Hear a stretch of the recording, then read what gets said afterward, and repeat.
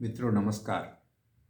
पटना बिहार से मैं विवेक रंजन सोनभद्र अपने YouTube चैनल विवेक सोनभद्र पर आपका स्वागत करता हूं।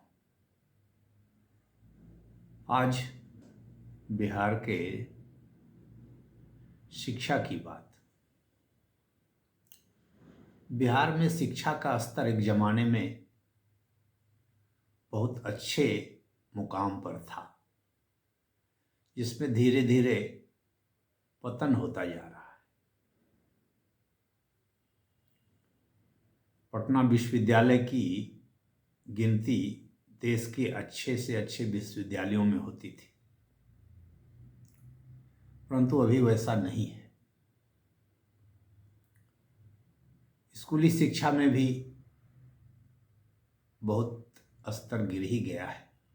गांव-गांव, कस्बा-कस्बा, शहर-शहर प्राइवेट स्कूलों का जाल बिछ गया है और पूरे बिहार में कोचिंग और ट्यूशन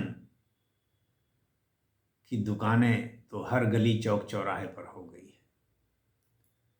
सरकारी स्कूलों में लोग पढ़ने में बहुत कम लोग ही रुचि दिखाते हैं। गरीब वर्ग के लोग या निचले तबके के निचले आय वाले लोग ही उसमें रुचि दिखाते हैं। अधिकांश लोग प्राइवेट स्कूलों, प्राइवेट विद्यालयों का सहारा लेते हैं। इंजीनियरिंग पढ़ने के लिए लोग नोएडा, गुड़गांव, आंध्र प्रदेश, चेन्नई, कर्नाटक आदि तो जाते ही हैं। इधर बिहार सरकार, जो पिछले टर्म की बिहार सरकार थी, उसमें प्रयास कुछ हुआ शिक्षकों की बहाली के रूप में। बीपीएससी से लगभग 2,27,28,000 शिक्षक बहाल हुए। पिछला टर्म जो था नीतीश कुमार जी की सरकार का, उसमें तो 2005 में जितने शिक्षक थे उससे दोगुने से थोड़ा ज़्यादा शिक्षक 2025 तक हो गए थे। तो खैर शिक्षकों की बहाली तो हुई है, तो ज़रूर इससे भी कुछ बेहतर होना चाहिए शिक्षा की स्थिति। और नीतीश कुमार जी इस बार जो नए सरकार बनाए, नीतीश कुमार जी की नई सरकार बनी है, उसमें उन्होंने 7 निश्चय पार्ट 3 जो लाया है, उसमें से चौथा निश्चय जो है उसका नाम है उन्नत शिक्षा उज्जवल भविष्य। मतलब वे शिक्षा को बेहतर बनाना तो चाहते हैं, ऐसा उनका इरादा दिख रहा है। तो ये जो निश्चय है उन्नत शिक्षा उज्जवल भविष्य, इसके अंतर्गत राज्य के पुराने प्रतिष्ठित शिक्षण संस्थानों को सेंटर ऑफ एक्सेलेंस के रूप में विकसित किया जाना तय हुआ है। जो जो अच्छे संस्थान रहे हैं पुराने, चाहे जैसे पटना विश्वविद्यालय, पटना कॉलेज को ले लीजिए, साइंस कॉलेज को ले लीजिए, या और भी जो मैनेजमेंट वगैरह के कॉलेज स्कूल होंगे, Lalit Narayan Mishra institute of social change and development वगैरह, या और भी प्रबंधन के जो इंस्टीट्यूट होंगे, इंजीनियरिंग कॉलेज जो होंगे, हो सकता है उसको वो सेंटर ऑफ एक्सलेंस के रूप में डेवलप करें। अभी इसकी रूपरेखा तैयार हो रही होगी, अभी तो बाहर आई नहीं है। तथा एक और उस निश्चय का एक यह भी हिस्सा है कि एजुकेशन सिटी का निर्माण किया जाएगा बिहार में।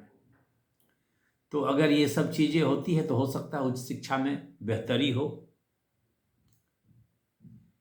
इसी सब कार्यों को चौथे निश्चय को पूरा करने के लिए और शिक्षा को बेहतर बनाने के लिए इस बार जो है नीतीश कुमार जी की सरकार ने एक अलग उच्च शिक्षा का अलग विभाग ही बनाया है। और इसका एक टारगेट रखा गया है कि 534 में प्रखंड जो बिहार में है, उसमें से 174 प्रखंडों में ही डिग्री महाविद्यालय हैं। तो बचे हुए 360 प्रखंडों में भी डिग्री महाविद्यालय की स्थापना होने जा रही है। तो उस शिक्षा के क्षेत्र में ये सब चीज़ें वे सोच रहे हैं और उसके लिए प्रयास कर रहे हैं। पिछले बार का जो बजट था बिहार का 3,17,000 करोड़ का था। उसमें से शिक्षा के लिए सबसे ज़्यादा एलोकेशन शिक्षा विभाग और शिक्षा के लिए था, लगभग 61,000 करोड़। तो हो सकता है इस बार जो बजट बनेगा उसमें भी शिक्षा को नंबर 1 का दर्जा मिलेगा बजट के आवंटन के मामले में। अगर नहीं मिलेगा तो फिर ये सब काम जो 360 डिग्री कॉलेज खोलना है 360 प्रखंडों में, और सेंटर ऑफ एक्सेलेंस बनाना है, एजुकेशन सिटी बनाना है, आदि का निर्माण किया जाना है, ये सब तो हो नहीं पाएगा। तो ये सब प्लान है नीतीश कुमार जी की सरकार का, तो उम्मीद है उस शिक्षा में कुछ बेहतरी होगी। अब माध्यमिक शिक्षा और प्राथमिक शिक्षा के बारे में जो बातें हैं उसमें भी परेशानियां तो बहुत है। लोग बच्चे पढ़ने कम आते हैं, अटेंडेंस की कमी है, शिक्षकों के अटेंडेंस की भी कमी है। तो उन सब के लिए तो बायोमेट्रिक अटेंडेंस वगैरह की सुविधा बढ़ाई गई है। के पाठक जी जब सचिव थे, तो प्रधान सचिव थे, तो उन्होंने बहुत प्रयास किया था, और मंत्री जी भी प्रयास कर रहे हैं, अभी भी कर रहे हैं। शिक्षकों की बहाली जो पिछले टर्म में नीतीश कुमार जी के पिछले कार्यकाल में हुई, वह भी एक अच्छा कदम है। आगे और भी अभी जो शिक्षा मंत्री हैं पुराने, पहले भी वही थे, सुनील कुमार जी, उन्होंने यह भी घोषणा की है 2026 में 30,000 शिक्षकों की और बहाली होगी, और लगभग 5,500 लाइब्रेरियन की भी नियुक्ति होगी। तो उम्मीद है इससे भी प्राथमिक शिक्षा, माध्यमिक शिक्षा आदि में सुधार होगा, बेहतरी होगी, सुधार होगी, बेहतरी होगी। तो शिक्षा विभाग की ये सारी सब योजनाएं हैं, लेकिन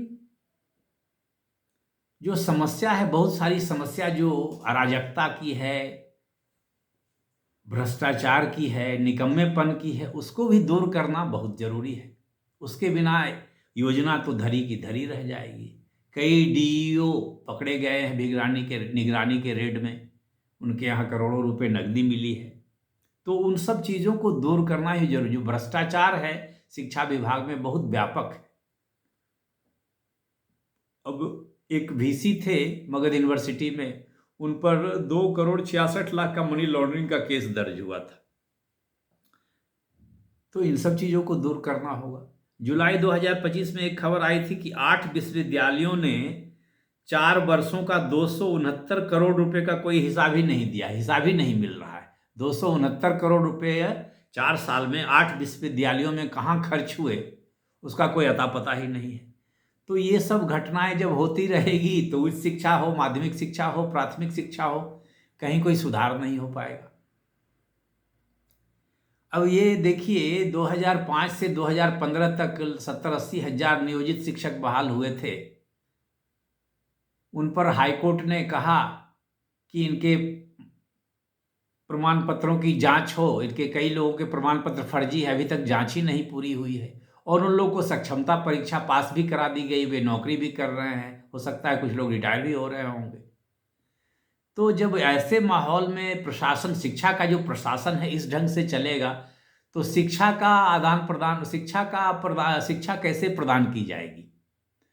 तो अराजकता, भ्रष्टाचार, निकम्मापन, उत्तरदायित्व का अभाव, ये सब चीज़ों जो है, कर्तव्य का अभाव, इसको जब तक दूर नहीं करेंगे तो शिक्षा तो दे नहीं पाएंगे लोग। क्योंकि शिक्षा देने के अलावा दूसरे काम, शिक्षा देने पर ध्यान होगा नहीं, दूसरे कार्यों पर ध्यान होगा।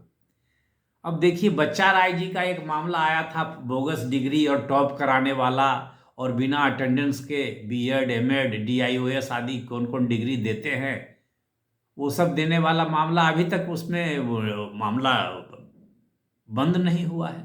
वो भी ईडी ने जांच ली है, तब शायद कुछ हो भी रहा है, अन्यथा हो सकता है उसमें भी कुछ नहीं होता। जैसे नियोजित शिक्षकों के प्रमाण पत्रों की जांच अभी तक पूरी ही नहीं हुई है।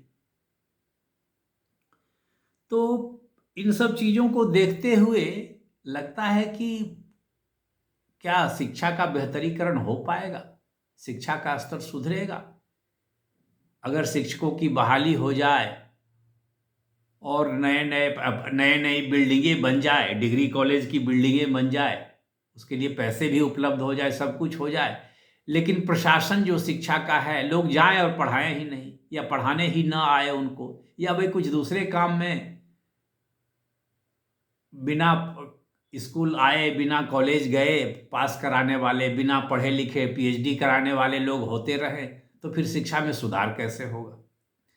तो ठीक है, मुख्यमंत्री जी और उनके सरकार का यह इरादा अच्छा है कि उस शिक्षा में सुधार हो, शिक्षकों की उपलब्धता बढ़े, तो जरूर शिक्षा में ये बात सही है, तो अच्छा कदम है, अच्छा उद्देश्य है, अच्छा प्रयास है। लेकिन जो शिक्षा विभाग में अकर्मण्यता और भ्रष्टाचार जो पग पग पर भरा हुआ है, उसको जब तक कठोरता से नहीं निपटा जाएगा, तब तक तो अच्छे मनसा से किए गए कार्य भी हो सकता है असफल हो जाएंगे। तो इन सब चीज़ों की बात होनी चाहिए और इन सब चीज़ों पर प्रशासकों का भी ध्यान होना चाहिए।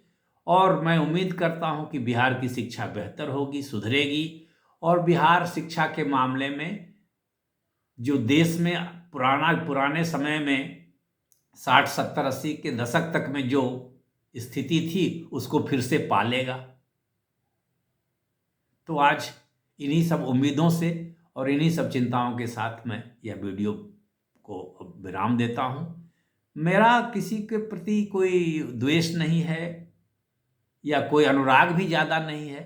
मैं इतना ही चिंतित हूं कि बिहार की शिक्षा बेहतर हो, सुधरे, बेहतर हो, जो है उससे और बेहतर हो। लेकिन लग रहा है कि नीतीश कुमार जी अभी जो नए पदभार संभाले हैं, उन्होंने नई उस शिक्षा विभाग का गठन किया है और उनके जो शिक्षा मंत्री हैं वे भी फिर से शिक्षकों की बहाली पर जोर दे रहे हैं, और जो एक दो अधिकारी जो पकड़े गए हैं उन पर आगे की अनुशासनात्मक कार्रवाई भी को भी बढ़ाया जा रहा है। तो उम्मीद है कि सब कुछ बेहतर होगा। धन्यवाद, नमस्कार, सबों को शुभकामनाएं।